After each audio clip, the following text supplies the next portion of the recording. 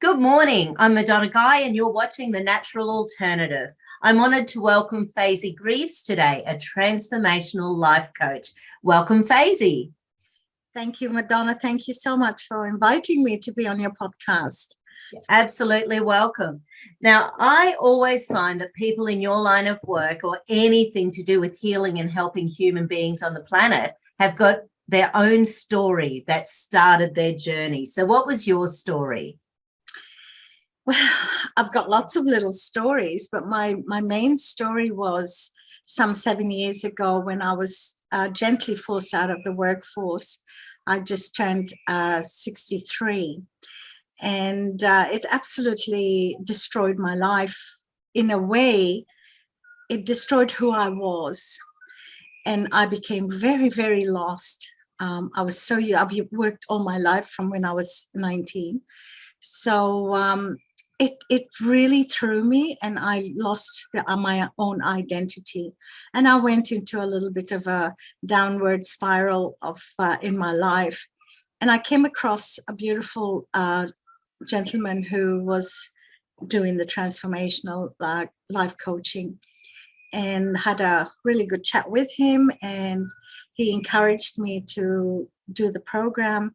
He did a lot of work. I did a lot of one-on-one work with him to get rid of all those limiting beliefs and lots of parental programming, because my background is from a Lebanese background. So we were brought up as women that we didn't have a voice. We were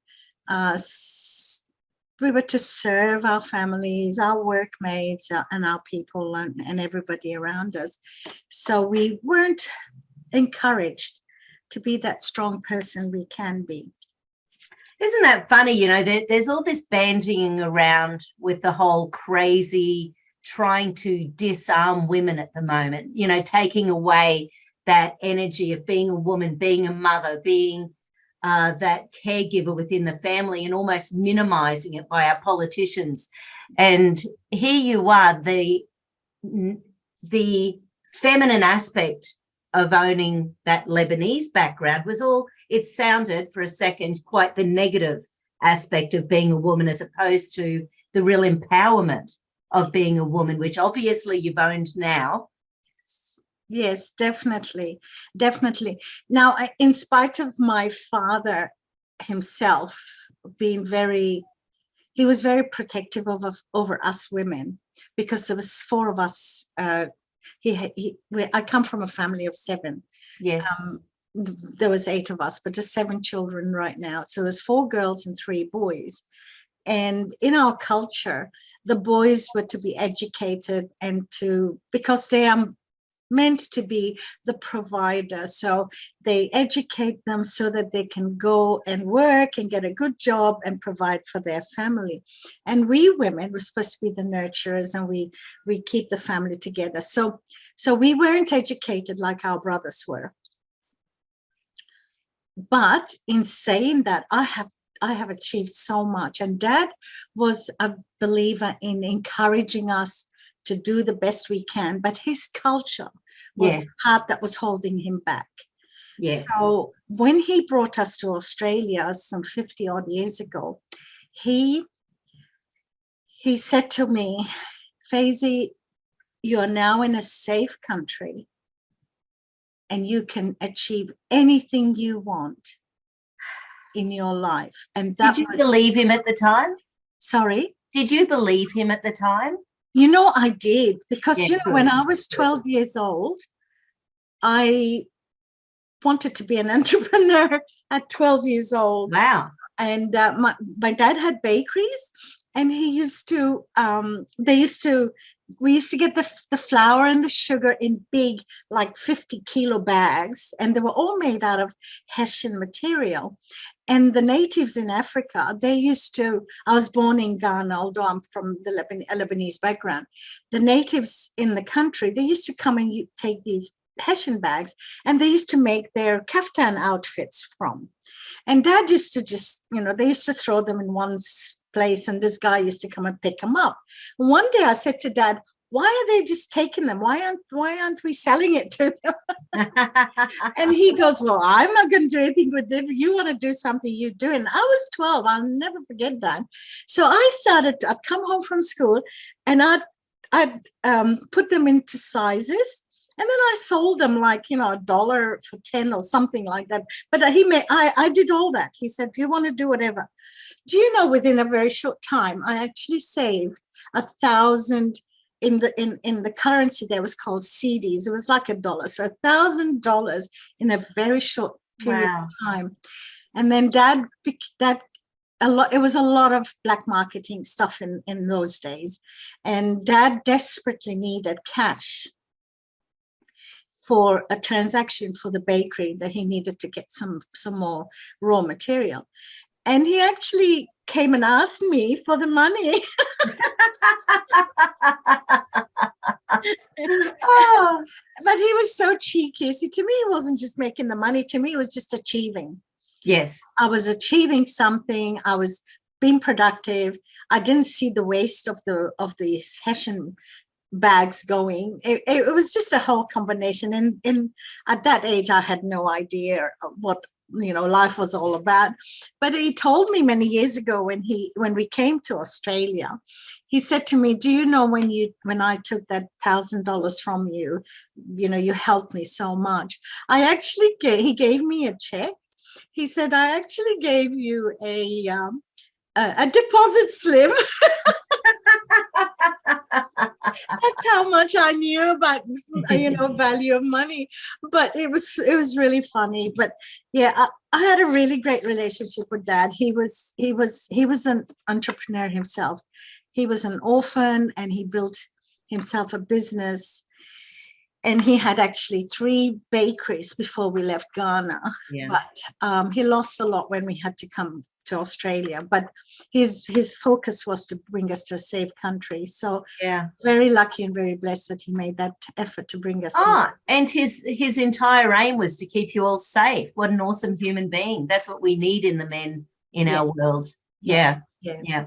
And he was a very rare man, because in our culture, again, when you turn 18, they wanted to marry you off, and they had arranged marriages. He never believed in that, although his marriage was arranged, because when he started to make money, he was introduced to my mum, and she was also an orphan, and he could see she was badly abused as an orphan.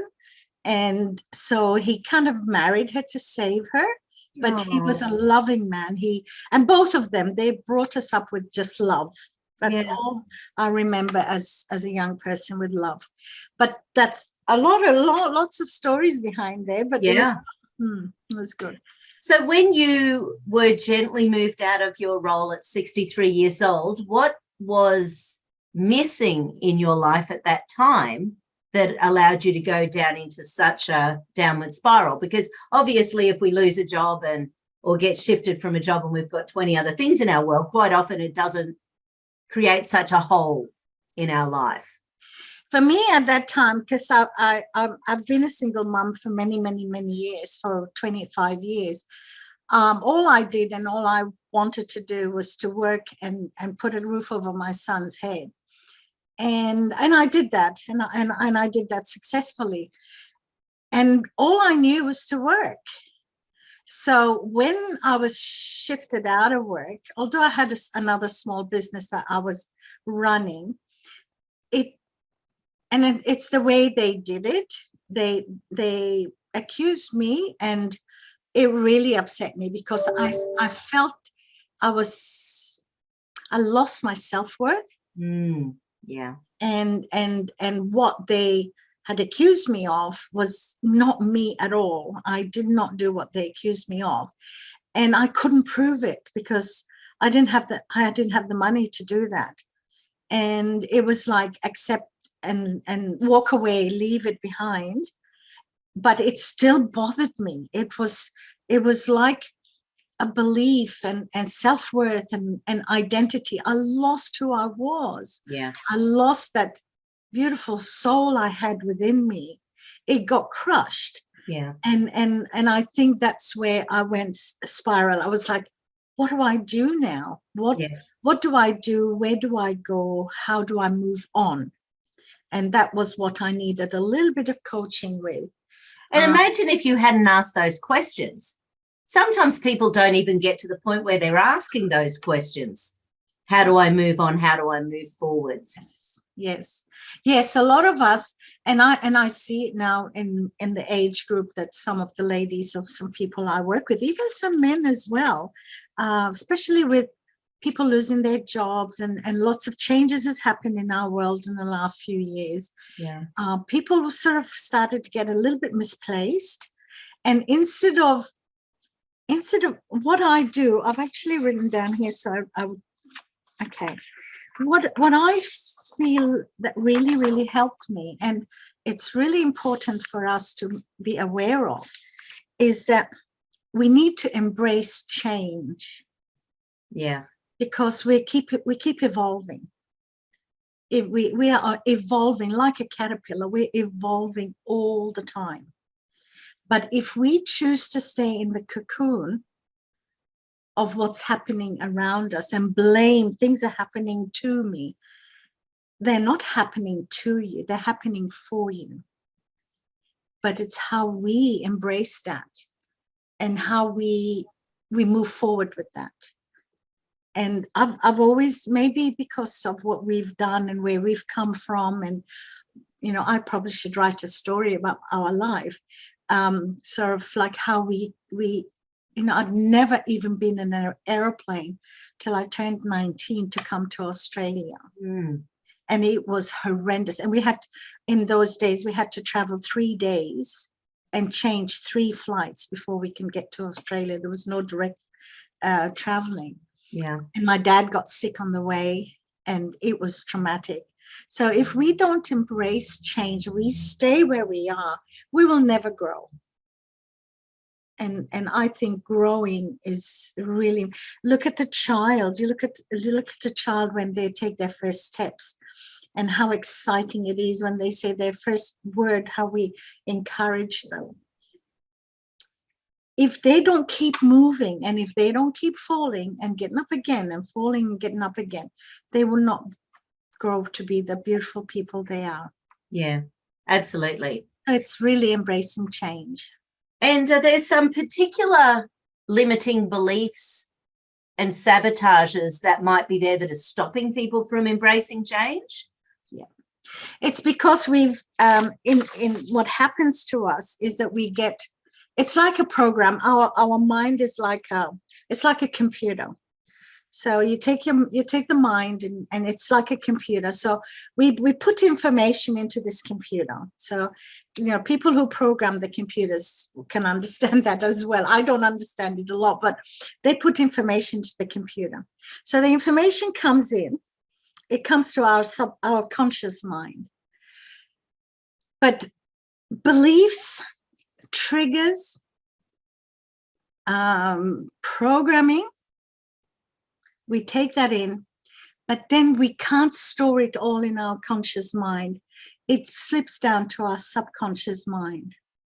So if you look at an iceberg, our conscious mind is the part that's above the water. And then it goes to your subconscious mind. And as the subconscious mind gets overloaded, it drops down to your unconscious mind. So we do things unconsciously. We drive a car unconsciously. Once we've learned how to drive, we're driving the car. We don't stop and think, I got to put it to the first gear, or I've got to stop and put it in park, or whatever. Because we do that unconsciously. And a lot of our lives we live is unconscious. But there's 60, 70,000 thoughts that comes through our mind. The conscious mind cannot keep all that. So it puts it into your subconscious there. So that's your computer storage. What happens is a situation occurs in your physical life, and it triggers that little thought in your unconscious mind, and the mind brings it all back out. And we can't automatically go alt delete, because it doesn't work. We need to work within our brain And we need to bring that right up. And the process I do, it's called Evolve Now Matrix Therapy. The program I work with, or I've been trained on, is we work with the individuals. So what I do is I guide the individual, my clients, into bringing these memories from, and these can be memories from birth. It could be before birth. Bring them out gently, and then we clear, because when we bring it out in their unconscious mind, from their unconscious mind, then we give them positive resources. They actually bring it up. So, ask the client, and what does your 3-year-old want? I want to be free. I want to run around. I want to play. I don't want to stop here. These are the kind of things that we work with. So when we give them the resources of their positive resources, what that child needed at 3 years old. I was working with a lady, and she doesn't like noises and confined spaces. She feels really, and all she wants to do is to run away. And she couldn't fare, because she'd get into a job, and then all of a sudden, if things don't go her way, she just wants to run away. So when I was doing the work with her, she went back she was premature. She was 8 weeks premature, and she had to be delivered emergency Caesar because she was in danger. And she kept saying, I don't want to get out. She wasn't ready to, look, I'm getting goosebumps. Oh, I'm getting goosebumps. She was not ready to come out to this world yet. So she was forced into this world. Yeah. And she didn't like it. So that was at being born at 7 months old. And she said, I can see women, I can see people with hats. So it's nurses. She was seeing the doctors and the nurses in the theater room, bringing her out to this world. Amazing. It's amazing. Another one couldn't understand why he didn't like people shouting. And when people start to shout, he would actually totally withdraw and go into himself, not knowing, and he's 40-something now. We did the clearing, went back to when he was in the womb, and his mom and dad, mom got pregnant with him. They weren't married. Dad wanted to get rid of him because they didn't have the money, and mom wouldn't let that happen. So the argument was always about money. Right. And that they didn't want him to come because they didn't know how they were going to survive. But they had him, and so now he didn't like feeling the shouting happening. And the other thing he was always afraid of, losing his money. Right. And that was from the womb. Yes. So the programming our mind picks up, and the limiting beliefs that happens in our lives, it really, really patterns us into who we are. So if we can move and bring these out, bring these programs out and clear them, work with them. And then, so now when he thinks of money, he thinks of it differently. He knows he's not going to lose the money. He knows he can make money. Yes. And because he knew where it came from. Yeah. So we recognize where it comes from. My dad used to, I had a limiting beliefs on being wealthy, in having money. And again, because my father, I remember when we were little, he was really hard done by with lots of businessmen in the country at that time. He used to say to us, rich people are bad, because everyone who he dealt with that had money, because he wasn't like that, did the dirty on him. One particular man actually put a little diamond in Dad's house. And in those days in Africa, that was a no-no. And he dobbed Dad in, put it under his television, behind the TV screen. Mm. And the police came and went straight to where that diamond was. How did they know? Yes, of course they did. And why would he put the diamond that he knows he shouldn't have behind it? Anyway, so little things like that. So Dad always, rich people are mean people. Yeah. They become rich on hurting other people. So it was a limiting belief for me. So every time I'd come to make money, I'd sabotage myself, because subconsciously I didn't want to be rich. I didn't want. I'm still working on it. It's work in progress. Yeah. But I'd stop myself. You didn't want to be the sort of person your dad didn't respect. Yeah. Yeah. Yeah.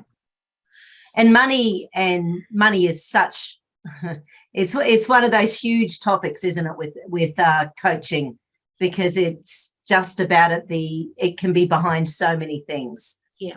So you hear people, okay, what's limiting beliefs or what's programming is, you hear people say nothing's going to come out of you. I was working with a young girl, and her teacher told her nothing, because she was beautiful, and that says all you're going to do is use your body. Guess what? Yeah. She was abused many times. Poor darling. Yeah, there's a couple of girls I know, both very, very large girls, both about 30 years old. And funnily enough, both their mothers, when they were 12 or 13, said to them something along the lines of, why are you bothering to look pretty? No one's ever going to want a girl like you. Exactly. Like two girls, two mothers, similar things, both have massive issues with their weight, Yeah. It's amazing. And we know it's there. We know it's happening now. Look, what beautiful thing of it now is that we are more and more conscious. Yes. Of our minds. We're more conscious. You hear people say mindsets and mind changes, and that's very true. But to change your mind, if someone keeps saying to you, oh, just change your mind, you may be able to do that, but you've got to really work in the unconscious mind. Totally agree. Exactly. Because it'll still keep coming back at you. One lady I worked with, she's from Melbourne, and she had a beautiful relationship with her first husband, and he was a soulmate, but he died. He died in a plane accident. She told him, she was very, what's the word? She's very intuitive. She told him, I don't want you to go in that plane today. I don't want you to go in that plane. He says, I have to, it's for work. She says, take me with you. And he said, no, I don't want to, you can't come because it's work today. He used to go to different farms and check on the cattle and things like that. And he did. And he died. It was crashed and he died. She was only 19 then. It absolutely just destroyed her life. She went to a second relationship 5-6 years after, married this man, almost killed her child in her. Eventually, she left him. 10 years down the track, she got involved with another man, and he was exactly the same, abusive and that. So when I did the work with her, what came out was she was actually mentally sabotaging herself. Yeah. Because she didn't want to be here. She wanted to be with her first husband. Yeah. And we did the work, and I made, because the way we work is you talk to the person that's been affecting you most. She talked to the person that, she so loved, and he gave her a message subconsciously. Stop hurting yourself. Please move on with your life. Aww. Yeah. I know. And from then on, she is so strong. She's left she's even had a third guy. She's left the third guy. She's now says, you know what, this is all about me now, no one else. She had to learn to love herself, Yes, to value herself, and to find her own self-worth and her identity, because she was hiding behind these men that were so abusive to her. yeah. And it's quite an addiction then, isn't it?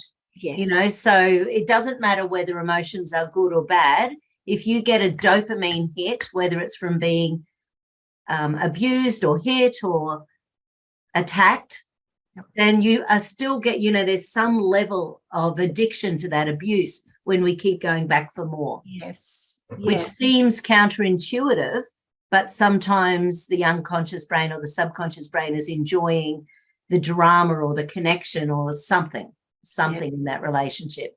Yes, that's right. I mean, you look at when people are abusive, both men or women. Unfortunately, it seems like men more abusing the ladies. I guess because women are come across as being more vulnerable, and women are more nurturing and things like that. So they end up being abused more. But I've seen, I'm working with a man who was mentally abused by his wife for years. And so with the abuse, what happens is they get used to it. It becomes like a pattern for them. Yes.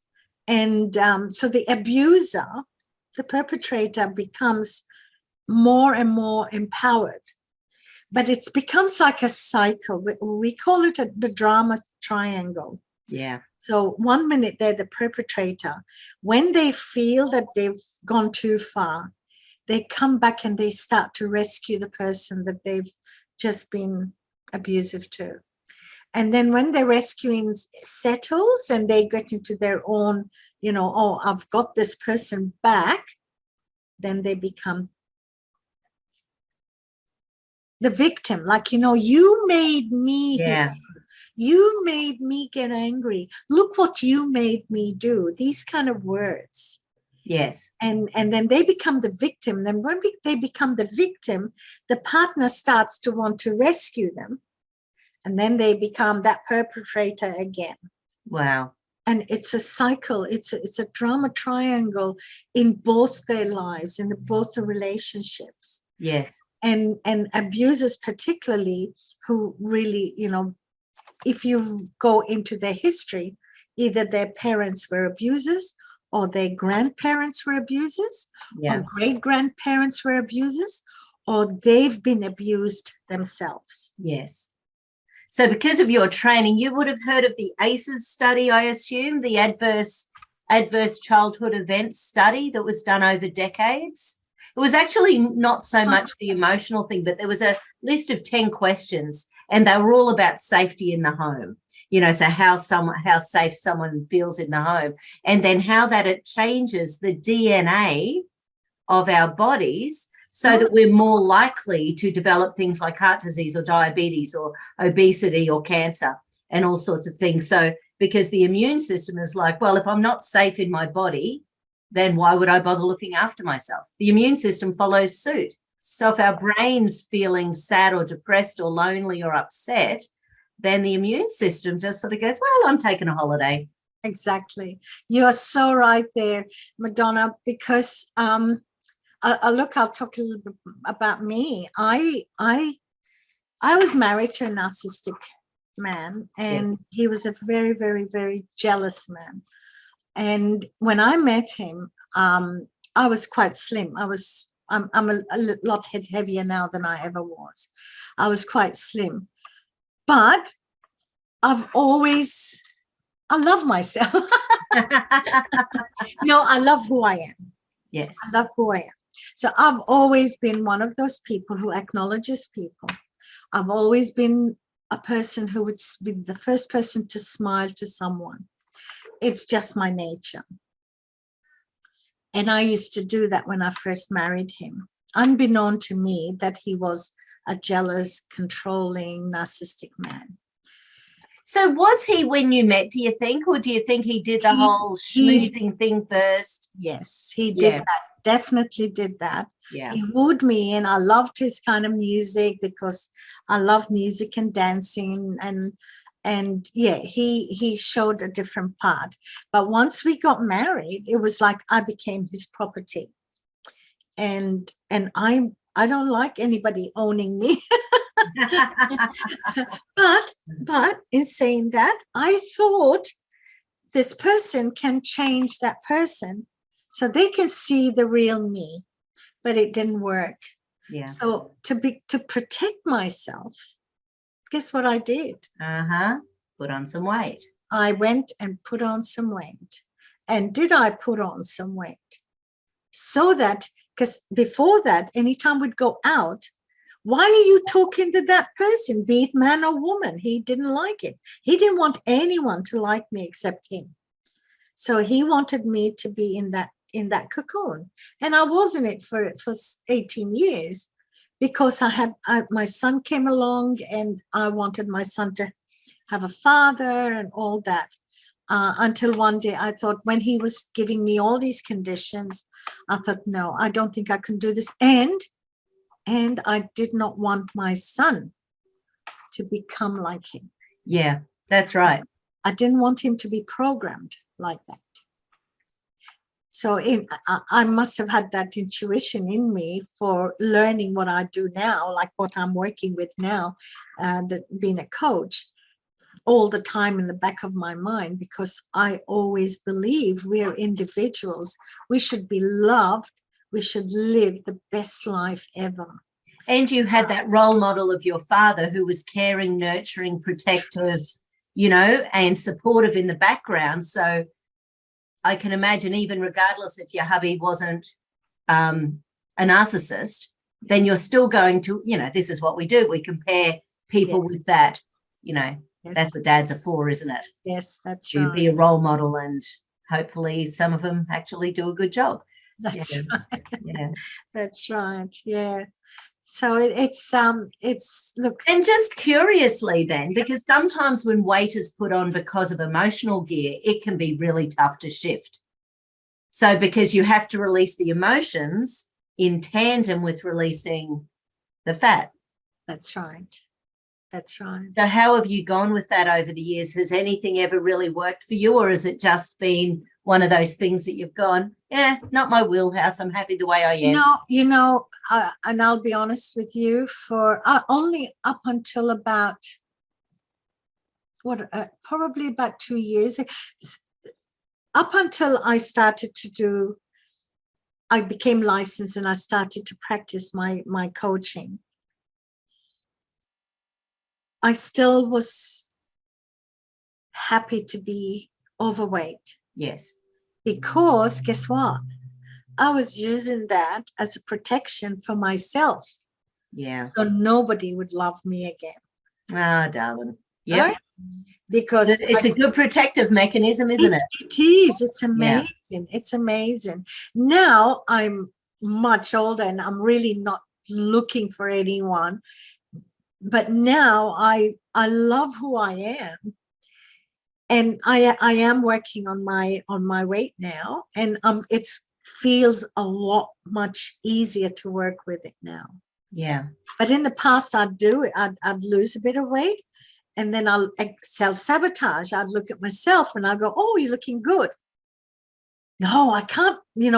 I can't be good. I can't be, because I don't want anyone to look at me. Yeah. Right. Yeah, it was drilled in there. It was. Yeah. It's a protection. And if you've got 70,000 subconscious thoughts going through your going through your brain going, no, life isn't safe. Life isn't safe. Don't love me. Don't love me. That's right. I'm not worthy. Yeah. No, I can't deal with another problem. Yes. I've got this many in the air. Don't throw me one more. That's right. Yeah. So when you're working with people, especially people with really complicated, because some people, it's not just one thing either. Some people not only have had narcissistic parents or abuse in relationships and abusive relationships and traumas at work, like where do you start? Is it Is it where the person wants to start, or do you go back to the earlier? How do you work that when someone's got a whole bunch of complications? Because I think, once again, the last 2.5 years has shown us that we need to be able to support every human being on the planet. Everyone needs support these days. We need to see it. We need to feel it. We need to reach out. Exactly. And it hurts me when I hear, particularly young ones, they go, oh, I've got it under control. Every weekend I drink away my life, and Monday I deal with life. That really hurts me when I hear that. They think they've got their life under control, but they really don't. They need that support. And hiding behind that image of I've got it all under control, they really don't. You could hear, I could see it in their Facebook messages. So the way we work, or the way I work, or the program I work with is, when I first meet a client, or if someone comes to me and says, look, I need help, I do a complimentary discovery. I call it discovery, getting to know you, whichever word we want to use. So I get to chat with you, and I take notes, and sometimes I will work with that person until I get the gist of exactly what's happened in their lives. And then if they feel they're comfortable with me, because it's got to go both ways, and I feel that I can work with them, then I offer them the program. The program, one-off, I don't like to do. If someone says, oh, I just want a session today, that's not going to help them. Yes. Because when we do the first one session, did I lose you again? No, I've got you. I did, I've lost you again. Just say something. Hello. Oh, it feels like hello.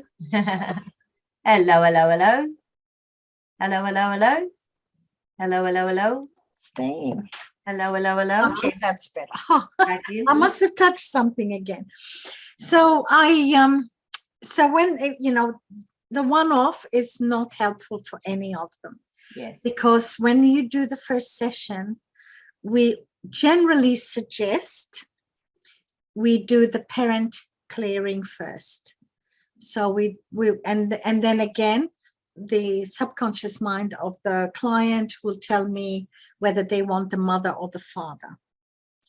So, and we really insist on the first 2 sessions to be their parents, because 99% of our programming is from our parental program. Yes. And then the following sessions, we go, who is the next person that's been a big influence in your life that has destroyed some parts of you or has meant something for you? And then they tell me. Again, when I do the session, it's just a matter of closing. And the reason we close our eyes is so that we don't have that busy brain. Because when you close your eyes, you can't see the the bird flying. You can't see this person walking, whatever it is. Yes. So it's just to stop the busy brain, because that's where we want to work with. We want to work with the person's mind. Quite often it would be a partner, a husband, a fellow I'm working with from India at the moment. He's really has issues with his family members. He's got a really narcissistic strong auntie and a narcissistic strong uncle from 2 different sections, parts of their lives. So then they tell you, they say, okay, who do you want to talk with? Who do you want to work with today? And then we do that. After about 3rd, 4th session, we work on then go into their limiting beliefs. And then we do individual. So it could be anger. I want to get rid of, why do I get angry? Why does this trigger me? Then I get angry and then can't cope. Yes. Or why do I feel guilty every time I pick a glass of water? I feel I'm going to put on weight. Or why when my friend says to me something, it affects me. Yes. So these are the limiting beliefs. So we work on them. And Nice. there's a lot of them. I mean, the 5 things of like guilt and fear and hurt and anger. So we work on all those, because and what happens is when you do a clearing on, say, anger, because we go through you, okay, how old were you when you first experienced anger? It could be a 3-year-old, could be a 10-year-old. We try to go from 0 to 7, and then we go 7 to 14, because these are the changes in our lives. Subconsciously, our mind works. From 0 to 7 is our biggest influence in our lives. And then 7 to 14 is our teenage, right? When we go into becoming we're getting out of childhood to the next stage. And then from 14 to 21 is when we are teenagers and we're experiencing life. So we go through those stages, and every age, whatever age person comes up with, we work on that, and then we go back and we give them resources to clear all that. So then something would trigger them off for anger. But when we do the work on the anger, you will find it's called a linkage. Link. I can't never say that word. It's like imagine there's a string and there's a knot in a string every 6 inches, right? Yes. But when we clear this particular knot, you will find it relates to all the other knots. Yes, absolutely. So then, and that makes sense. Yeah, does that make So that's how we work. So normally I like to work with we always suggest 6 to 10 sessions. Yes. 6 if you like. I'm working with a lady who had anorexia, the one that was abused, anorexia and alcoholism she went into. She needed about 18 sessions. Yeah.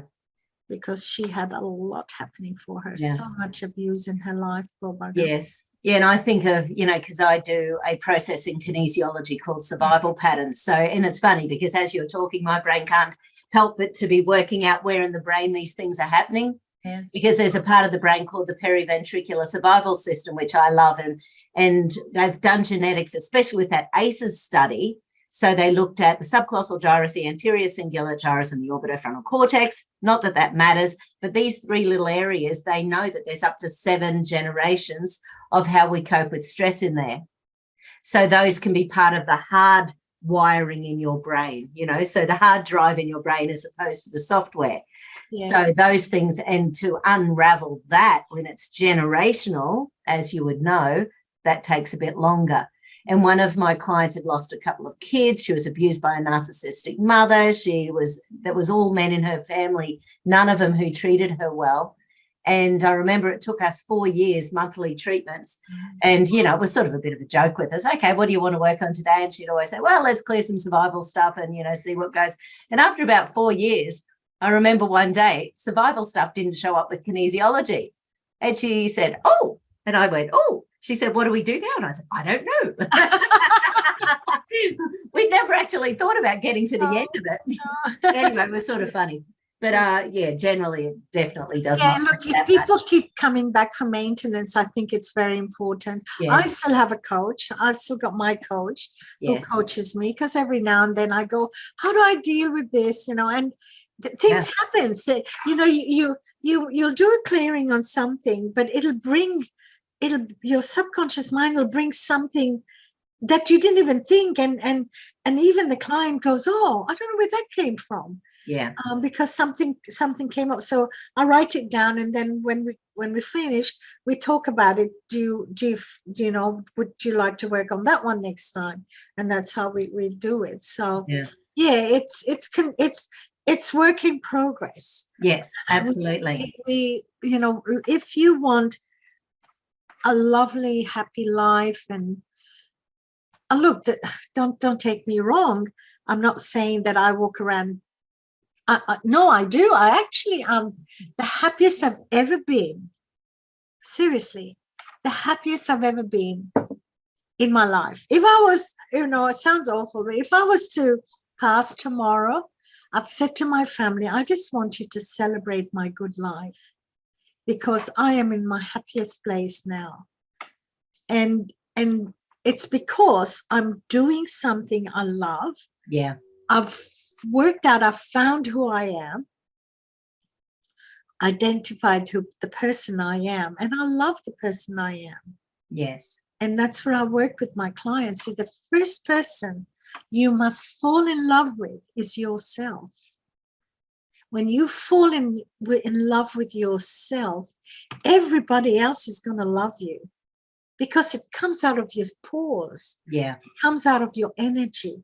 It comes out of your persona. As you walk around, people are going to say, whoa, I want that person, what that person's got. Yes. Yeah. And I don't know about you, Madonna, I'm sure you see it all the time. You know, it's very sad when you see people, it's like they're walking around and not have a purpose in their lives. Absolutely. And I think that's one of the things the last couple of years that has been driven home as well, you know, and I'm not talking about the positive messages, you know, people have been wanting to spend more time with family and work out what they want in their life. I think that has been a lot going on. But on the other hand, we've got these poor little germaphobes on the planet who are terrified to hug and touch and connect with people anymore. And they think Zoom is the safe thing to do. Not that, you know, I'm not saying, you know, but I'm just sort of, there's been so much fear the last 2.5 years. It's driven people into this crazy unconscious survival patterning. I think it's going to take decades to get out of some of the dangerous ways we've taken people. Yeah. You know, when this pandemic first happened, because I'm a people's person, I just absolutely love being around people. And when it first happened, and all my friends, because I used to go out to dinners with 3 or 4 different groups of friends, and all of them was like, what are we going to do? We can't go out to dinner, and the places are closed. And I went, like, I'm not technically minded at all. I still find technology very challenging. And I said to them, look, stop it now, cut that out. We need to do something.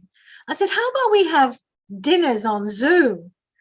And they go, what are you talking about? I said, okay, I'll set the Zoom up. Luckily, I learned how to book a Zoom. So I set the Zoom up and I send them the link. And I said, all you have to do is press that link. But at 6 o'clock, I want you to make yourself your dinner. You either take away, I don't care, but make yourself your dinner and a glass of wine. Sit in front of your laptop or your computer with your meal, and we'll all connect at 6 o'clock. And they found it so amazing.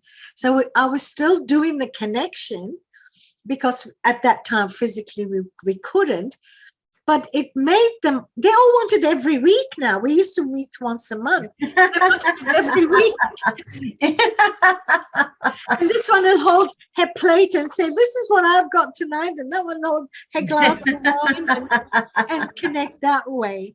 So there is always a solution. There's, you know, even when we are ill, there is always a solution. Yes. But we can make ourselves more sick if we let it happen to us. Yes. I remember years ago I was reading a novel and they said that there was a yogic mantra. What is the solution for this? Because as soon as you ask that question, you're open to a solution. Yes. When our brain does the opposite and goes, oh, man, this is stuff, nothing's ever going to get better again. Of course it's not. Yes. You know? Yes. So true. So true. And the brain doesn't know the difference between what's real and imaginary. So if we're giving ourselves 70,000 negative thoughts a day, of course the brain's going to believe it. Yes, yes. So true. And I was watching a documentary the other week, and it was really interesting because it was about the brain as well, which is really interesting. They did a survey on young ones, and I think the kids were from about the age of 7 to 14. In classrooms. So they gave them an exercise. Says, get a piece of paper and on one side write negative and on the other side write positive, and want you to, in any order you want, doesn't matter, you can do your negative and positive, whatever, but just write the negative thoughts or negative things that's happened to you on the side, and then the positive on that side. And they gave them a short period of time to sit there quietly and write it. And they all did it. Okay, what did you find? How many of you found it easy to write the negative, more negatives than positive? They all put their hands up. How many had lots of positives? Not many of them put their hands up. So they all remembered and they all focused on the negatives. Yeah.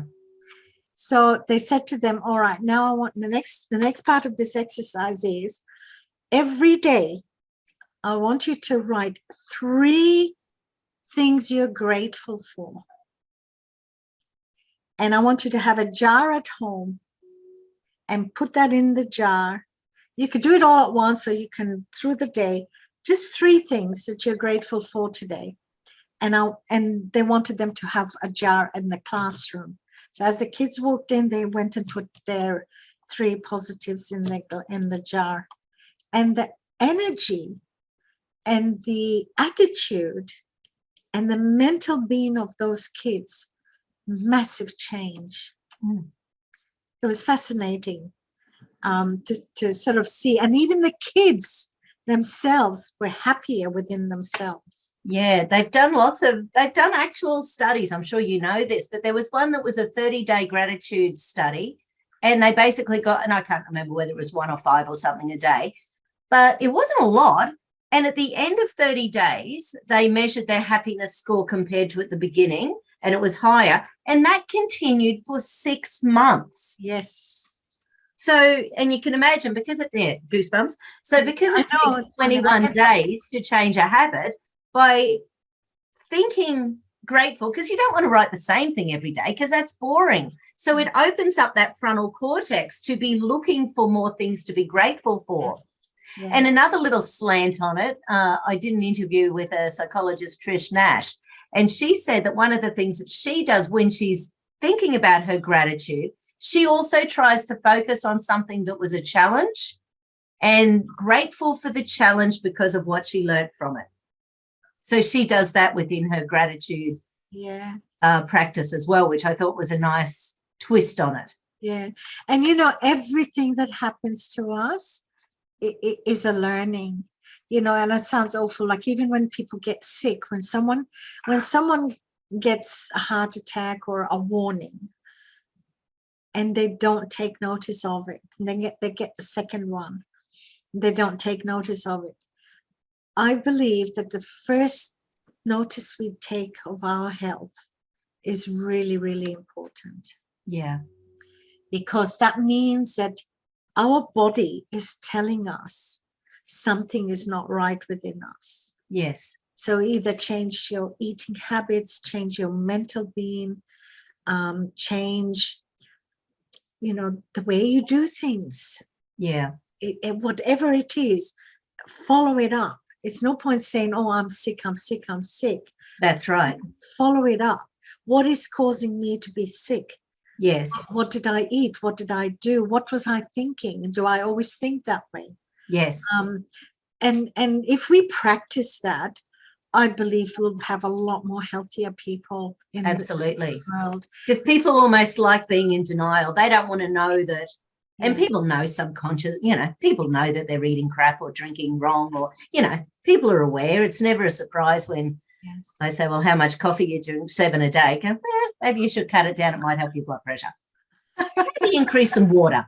Let's get some magnesium and CoQ10 in there, And it's sort of, I was sort of thinking that there was a study done where they were looking at, so there was a 20-year study with nurses in America, and there were like 150,000 nurses. So it was a huge study, 20 years. And all it was doing was asking them, they had to fill it out like every 3 months or 6 months or something. And they basically wrote down approximate diet, what their health was doing, whether they'd had anything like strokes, heart attacks, cancers, yada, yada, yada. And at the end of the 20-year study, the overall thing was that diet and exercise don't stop you from having heart attacks, strokes, and cancer. So they just basically came up with some, probably big pharma funded result, potentially. Anyway, so then the good thing about the study was that because it was so well put together, there were many, many, many gems within that study because it was so big so well documented. So what they did then was took all the women that had, say, breast cancer, and then they looked at the people who were, say, overweight compared to those with normal weight, and what their prognosis was after the cancer, or those people who exercised or those who didn't exercise compared to those who exercised and didn't exercise after breast cancer. And same with the diet, whether they were vegan or vegetarian or meat eaters, and then afterwards. So basically what they found was, and here's the surprise that I'm sure no one will be surprised about, if you're someone who already exercises, does yoga, meditates and prays regularly, eats your plenty of greens and eats a healthy diet before cancer, and you continue doing the same afterwards, there's no improvement in prognosis because you already have all of those things in your world. What you need to do is look for the other little gems you're not doing in your life. Are you in a stressful relationship, a stressful job, a subconscious belief system that says, yes, I'm going to have breast cancer by the time I'm 45 because my mum, my grandma, and my great-grandma did. So when they pulled it apart, it wasn't what we were doing before that was important. It's actually what we do afterwards, which is exactly like you say. Once we have that first sign of a stroke or a heart attack or cancer or diabetes, that's when we need to look and go, right, what am I doing? Because that isn't working, and try something different. Yeah. And you know, I hate to say that I come across a lot of women with young kids, boys or girls, and they're all on medication. Oh, yes. I get my heart starts to beat, and I get so stressed about the thought of there is a solution. That child is hyperactive for some reason. Yes. That child is not as, you know, if you really look at the back, I worked with a 15-year-old who was angry, lived in anger, always, mum changed him 3 schools, couldn't cope with his study. They were putting him on all these, you know, antidepressants, and luckily he didn't like going through, because he said when he took the medication, he felt worse. He felt like a zombie. Yes. Anyway, grandma asked me if I would work with him, and I said, look, I'll do my best. I'll try. And I don't know, because young ones, especially if his mother wasn't keen on working for. Anyway, he came for about 7 or 8 sessions. It's all from the father. The father, when he was 3, used to hit him with a slipper, with his thumb, right? So what did this kid understand? He understood that the only way I'm going to be heard is to hit people. Yes. My dad did it for me all my life. His father used to call him all sorts of names. So anyway, I did the clean with his dad, and that. I found out now he's 18 now, because when I started working, he's actually 50. Yeah, he's 18 now. He's got himself a job. He stopped binge drinking on the weekends with his friends. He learned how to drive. He's bought himself a little car. And he stands up to his father. Wow. He says to his father, don't talk to me that way. How fabulous. Isn't that amazing? And he's not on medication. He got rid of the medication. Because quite often they're on uppers and downers. Yeah. They're on things like Ritalin and, dexamphetamines in the morning, and then they're on beta blockers to help them sleep at nighttime. I know. These poor little brains that are being adjusted in real time. Instead of checking out what am I feeding them? And I bet you anything, if you check their eating, you'll find that mom is so busy, she probably works. And I'm not blaming parents in all way. I mean, I did. My son was a terrible eater because his father wouldn't eat any veggies. His father would eat nothing other than meat and rice. Yes. So my son ended up only wanting, and I was busy. Look, I've been through it. I was busy trying to make a living, to put a roof over our heads, because the father wasn't supportive. And it was easy for me to go and get him McDonald's. And I'm sorry I did that, because he's suffering with that now. He's got that metabolic issues, but he's not I'm so grateful he's working on that himself now. But when we look at that, luckily he wasn't a hyperactive child. He was more a placid child. So I was very lucky in that sense. But we need to look at that. Yes. Okay, I am busy. And it's so much easier to eat healthier than to go out. Someone says, oh, it's going to get takeaway. But, it's quicker to cook a nice meal than to go out. And by the time you go for the takeaway, you could cook a meal. Exactly. And someone shared something on Facebook over the weekend, and it was 2 packets of just say corn chips, I think it was. One of them had corn salt water. The other one had about 15 ingredients, fillers, emulsifiers, all sorts of things.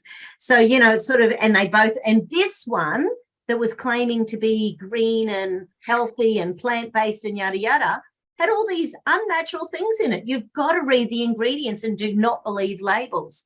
I was saying to someone this morning that I remember I used to be part of a company many years ago, like 30 years ago, called Neo Life. It was just a multi-level, plant-based supplement company that at the time was amazing. And then it got taken over by a big pharma company, and slowly they started putting synthetic ingredients in. So, but what they did first, it's very, very clever.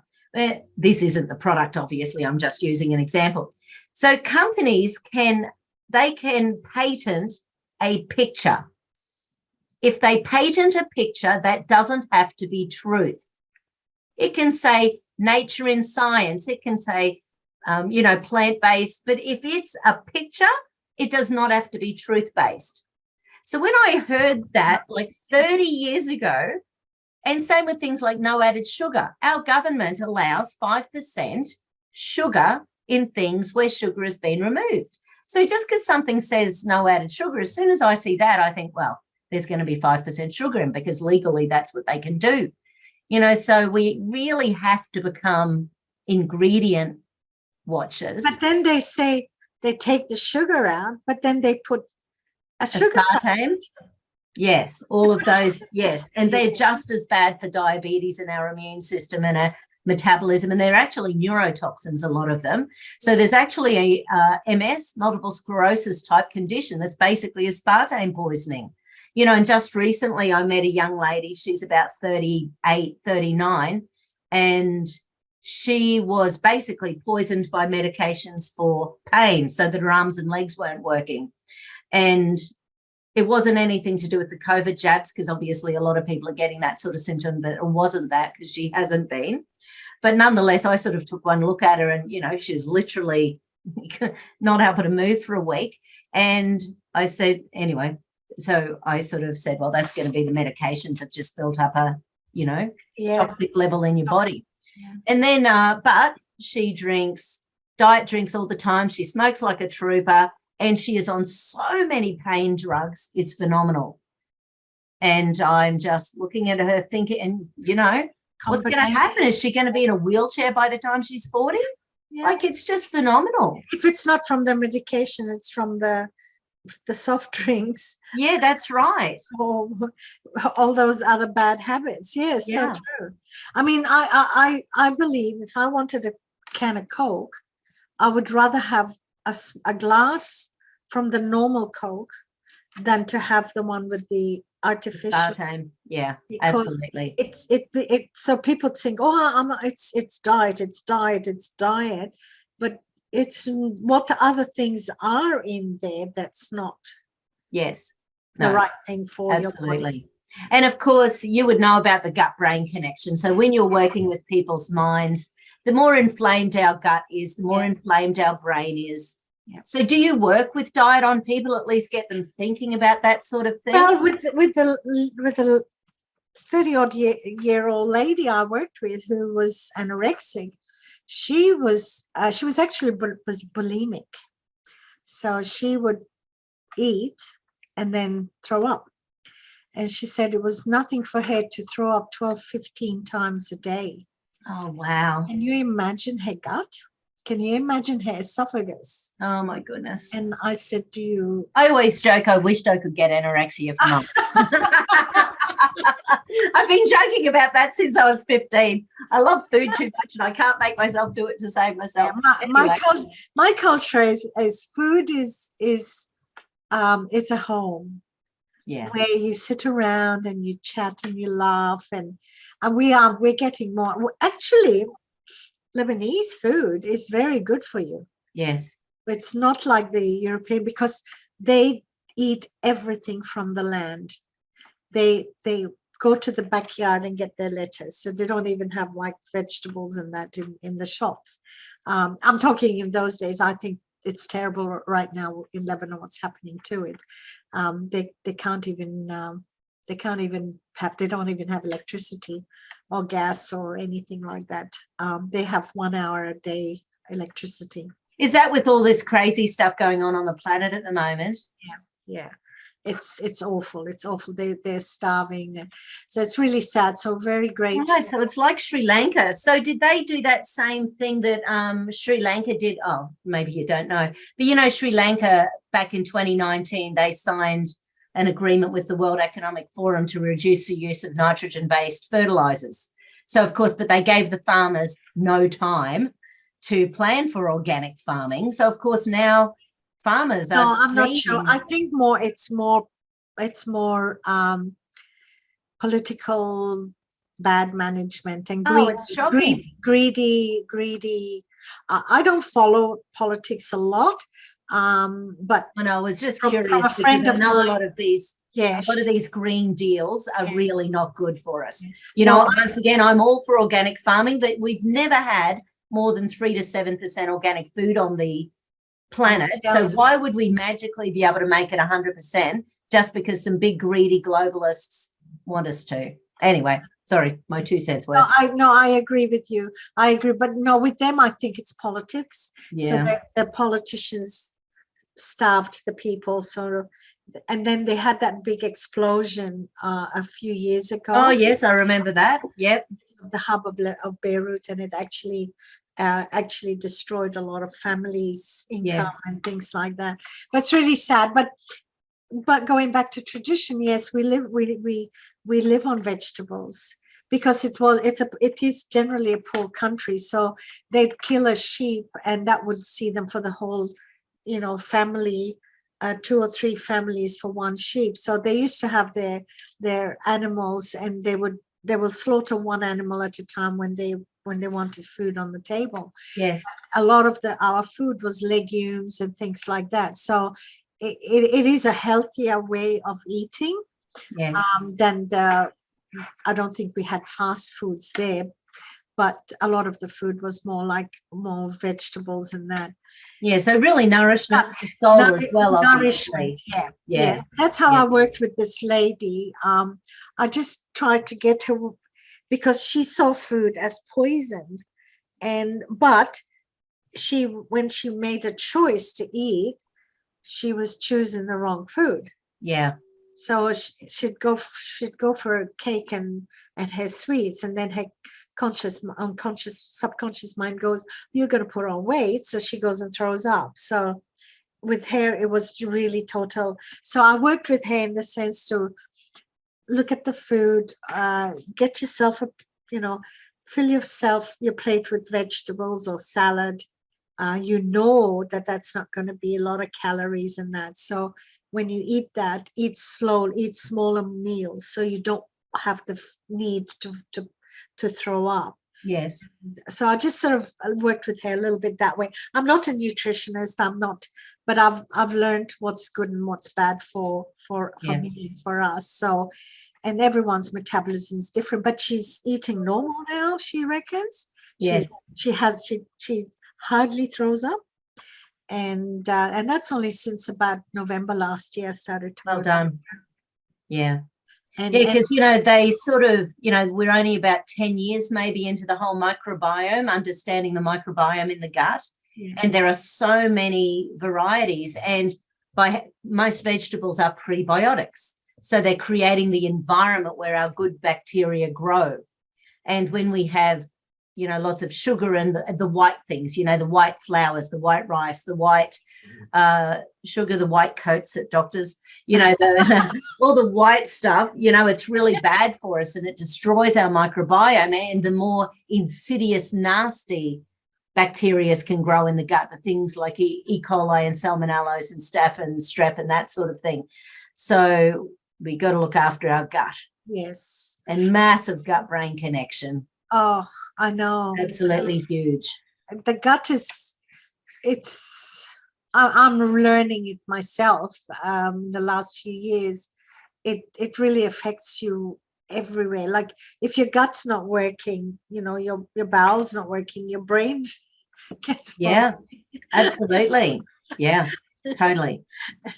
And then even within Chinese medicine, each emotion has each organ connects to a different emotion, then they travel on from each other. Yes. So liver and gallbladder is anger. That sort of feeds the small intestine heart energy, which is an imbalance with love, joy, hate. That feeds the stomach, small intestine, stomach spleen, which is an imbalance with empathy and sympathy. When that's out of balance, it affects the lung and the large intestine, which is the imbalance with grief, guilt, regret, and that pushes fear and anxiety, and that pushes anger, and and round we go. So every organ has a connection with the emotions as well. Yes. And the more we start, exactly like you've said, you get to the underlying thing right back at the beginning. What can we do to start making big changes? Start working on loving yourself, deal with the biggest issues first. Yes. Changing your diet, because that's easy. You have 100% control over what goes into your mouth. Exactly. And look, until I practiced it, I couldn't understand it myself. But I know personally I sabotaged my health because it was easier for me to protect myself from my emotions. My emotional protection was to do that. But did it serve me well? No. And at that time, maybe emotionally it did, but now I know it doesn't. So yes, it's all together. And this, the heart has to be in harmony with the brain. The brain has to be in harmony with the gut. It's all of our, even when we say the gut people think it's just a stomach, but no, it goes right down to our much more than that. Yeah, all the way down. And look, and the thing is, there is so much help. We do have help now. It's just making people aware that it's okay to ask for help. Absolutely. I think in the past we used to feel, I'm embarrassed. I don't want anybody to know that I'm emotionally going through some trauma, or I'm physically or mentally abused, or I was never physically abused by my husband, but I had mental abuse. I had mental, spiritual, and emotional abuse. Yes. And to me, sometimes it's no excuse, but it's probably worse than physical abuse, because when they hit you, you go, oh, I got hit. Okay, you deal with it. It's not over, but you deal with it. But mental, it just eats and eats and eats into you. Yeah. That it can really affect you in a lot of ways. Sure can. Yes. So any last tips and hints for people before we round up? Look, my hints and tips is just please be aware of your loved ones and people around you, and it's okay to ask them if they're okay, and don't wait till someone's crashed before you look and seek for help, because it's a lot easier to recognize and to heal when they're not crushed down to that extent. And love yourself. If you don't know how to do it, just let me know, connect with you even, because just learn to love yourself, love who you authentically are, and be open to change, because change is where we grow with change. And don't hide in your cocoon.